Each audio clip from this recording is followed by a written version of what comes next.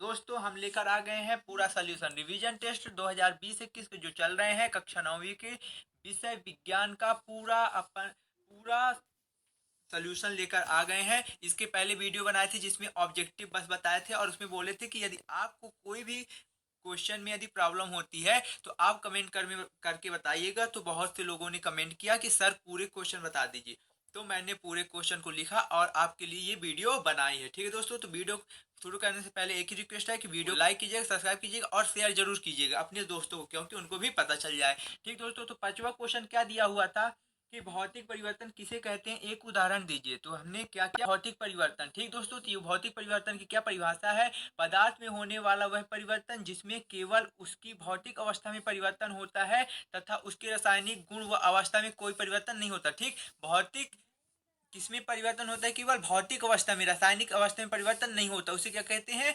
भौतिक परिवर्तन कहते हैं। और उसमें एक उदाहरण बोला था, तो एक उदाहरण हमने लिख लिया, क्या, बर्फ का पिघलना। तो आप पहले क्वेश्चन का स्क्रीनशॉट ले लीजिए। ठीक है दोस्तों, अब आते हैं कोई प्रश्न क्रमांक 6 का उत्तर। किसमें आते हैं दोस्तों, प्रश्न क्रमांक 6 में। तो प्रश्न का क्रमांक 6 क्या बोलता है, वाष्पीकरण क्या है। तो दोस्तों वाष्पीकरण क्या है ये देखिए, हम आपके सामने ये लिखा है, वाष्पीकरण। वाष्पीकरण वह प्रक्रिया है जिसमें कोई तत्व या यौगिक गैस अवस्था में परिवर्तित होता है।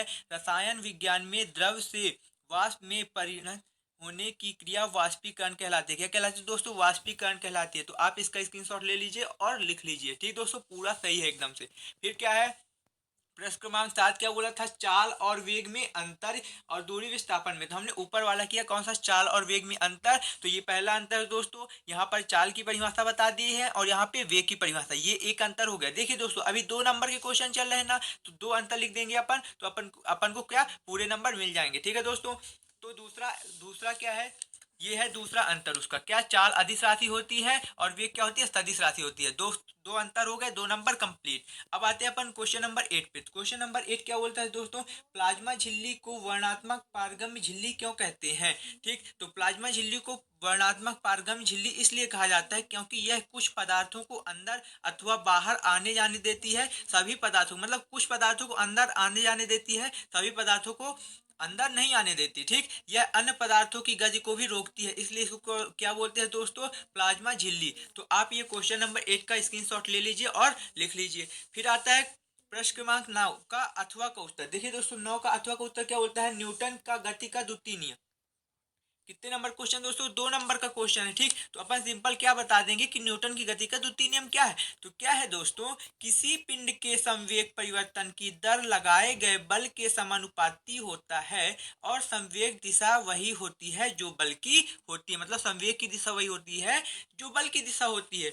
तो उसका सूत्र लिख दिया अपन, F=m/a हो गया। ठीक है दोस्तों, अब 2 नंबर के क्वेश्चन यहाँ पे क्या हो गया, समाप्त हो गए। अब आते हैं लघुत्तरी क्वेश्चन, क्या 3 नंबर के क्वेश्चन आते हैं।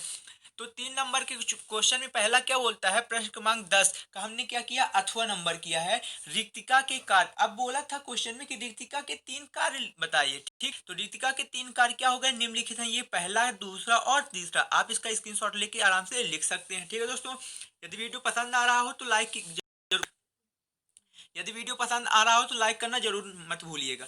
ठीक, तीसरा क्या है कि प्रश्न क्रमांक 11 का उत्तर। प्रश्न क्रमांक 11 का उत्तर क्या है दोस्तों, मैग्नीशियम क्लोराइड। इसमें क्या लिखना था, केवल सूत्र लिखना था। तो मैग्नीशियम क्लोराइड का सूत्र क्या हो गया, MgCl2 हो गया। कैल्शियम क्लोराइड का सूत्र क्या हो गया, CaCl2 हो गया। कॉपर नाइट्रेट का तो क्या होगा, CuNO3 का होल ट्वाइस। ठीक है दोस्तों, ये क्या हो गया, 11th नंबर कंप्लीट हो गया, आपको 3 नंबर पूरे मिल जाएंगे। अब आते हैं अपन क्वेश्चन नंबर 12 पे। क्वेश्चन नंबर 12 का अथवा किया है हमने कि पदार्थ की तीनों अवस्थाओं में अंतर। तो पदार्थ की तीनों अवस्थाएं कौन सी होती हैं दोस्तों, ठोस अवस्था, द्रव अवस्था और गैस अवस्था होती है। तो इसमें तीनों में, अब 3 नंबर का क्वेश्चन था, कितने का था, 3 नंबर का। तो अपन क्या कर देंगे, 3 अंतर लिख देंगे। तो पहला अंतर क्या है, ठोस का आकार और आयतन निश्चित होता है, द्रव का आयतन तो निश्चित होता है लेकिन आकार निश्चित नहीं होता, और गैस में क्या, ना तो आकार निश्चित होता है और ना ही क्या, आयतन निश्चित होता है। ये पहला अंतर हो गया। ठीक, और ये दूसरा अंतर हो गया। ठीक दोस्तों, और ये तीसरा अंतर होगा। आप तीनों अंतर का क्या लिख सकते हैं, स्क्रीनशॉट ले सकते हैं और लिख सकते हैं। फिर क्या है दोस्तों, 13वां नंबर क्वेश्चन। 13वां नंबर क्वेश्चन क्या बोलता है, माइट्रोकॉन्ड्रिया। एक तो ऊपर लाइसोसोम था और नीचे क्या था, माइट्रोकॉन्ड्रिया। तो हमने अथवा वाला क्वेश्चन किया, माइट्रोकॉन्ड्रिया के 3 कार्य। तो माइट्रोकॉन्ड्रिया के 3 कार्य दोस्तों ये है ये पहला कार्य, दूसरा कार्य और तीसरा कार्य। ठीक है दोस्तों, आप आराम से लिख सकते हैं। फिर आता है 14 नंबर क्वेश्चन। 14 नंबर क्वेश्चन क्या बोलता है कि मैंने अथवा बताया है कि रंध्र क्या है और रंध्र के कार्य। तो रंध्र क्या है दोस्तों, ये अब उसकी परिभाषा हो गई, और ये रंध्र के दो कार्य हमने बता दिए हैं जो आप अच्छे से पढ़ के सकते हैं। ठीक है दोस्तों, फिर आता है क्वेश्चन नंबर 16। दोस्तों आगे के पेपर पाने के लिए हमारे यूट्यूब चैनल को सब्सक्राइब जरूर कर लीजिएगा और लाइक भी कर दीजिएगा। क्यों? क्योंकि आपके लिए हेल्पफुल हुई, पेपर आपका हो रहा और हम बना के दे रहे हैं। ठीक है दोस्तों, प्रश्न क्रमांक क्या है 16 का अथवा का उत्तर। 16 का अथवा का उत्तर क्या है, जंतु कोशिका और पादप कोशिका में क्या है अंतर है। तो देखिए दोस्तों, 4 नंबर का क्वेश्चन था, हमने 4 अंतर बता दी, वो आपके लिए सही है। ठीक, 4 नंबर इसमें पूरे पूरे आपको 4 नंबर मिल जाएंगे। तो पहला अंतर क्या है, यह प्रायः जंतु कोशिका से बड़े आकार की होती है, यह प्रायः छोटे आकार की होती है। फिर इसमें कोशिका भित्ति होती है, इसमें कोशिका भित्ति नहीं होती है। इसमें हरित लवक उपस्थित होते हैं, इसमें हरित लवक अनुपस्थित होते हैं। इसमें रिक्तिका बहुत बड़ी होती है, क्या होती है, बहुत बड़ी होती है। इसमें रिक्तिका छोटी होती है। तो दोस्तों इस क्वेश्चन को भी आप स्क्रीनशॉट लेके बहुत आराम से लिख सकते हैं। तो क्वेश्चन नंबर 16 पूरा हो गया। अब अपन बात करते हैं कौन से क्वेश्चन दोस्तों, क्वेश्चन नंबर 17 की। तो क्वेश्चन नंबर 17 क्या बोलता है कि मिश्रण और यौगिक में अंतर बताइए। दोस्तों हमारे चैनल को सब्सक्राइब जरूर कीजिएगा। ठीक है, तो क्या बोलता है 17 नंबर का, मिश्रण और यौगिक में अंतर। तो मिश्रण और यौगिक कितने नंबर का, 4 नंबर। 4 नंबर का था, मतलब कि हमको 4 ठो अंतर लिखना था। उसमें से पहला अंतर क्या हो गया, 2 या अधिक पदार्थों को किसी भी अनुपात में मिलाने पर बनता है क्या, मिश्रण बनता है। ठीक, 2 या 2 से अधिक तत्वों के एक निश्चित, यौगिक क्या रहता है दोस्तों, निश्चित अनुपात रहता है, और मिश्रण क्या रहता है, अनिश्चित अनुपात रहता है। फिर भौतिक विधियों द्वारा अवयवों को अलग अलग किया जा सकता है, भौतिक विधियों द्वारा अवयवों को अलग अलग नहीं किया जा सकता।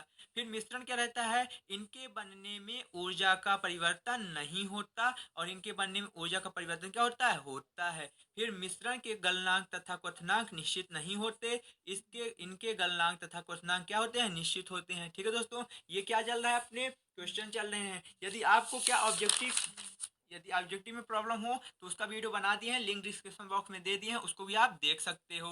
तो अब क्या बात क्वेश्चन करते हैं, क्वेश्चन नंबर 19वां। क्वेश्चन नंबर 19वां क्या बोलता है, समांगी एवं विस्वांगी मिश्रण में अंतर। तो दोस्तों समांगी और विस्वांगी मिश्रण में अंतर के लिए हमने क्या किया है कि समांगी मिश्रण की डिफिनेशन दे दी और उदाहरण, और विस्मांगी मिश्रण का भी क्या दे दिया, डिफिनेशन और एग्जाम्पल दे दिया। ठीक है दोस्तों,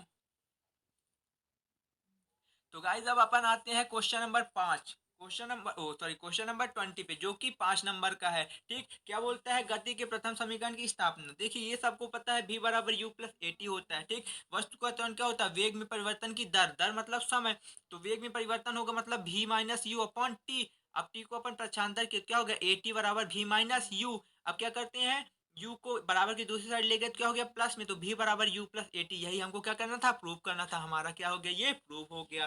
अब करते हैं दोस्तों क्वेश्चन नंबर 21।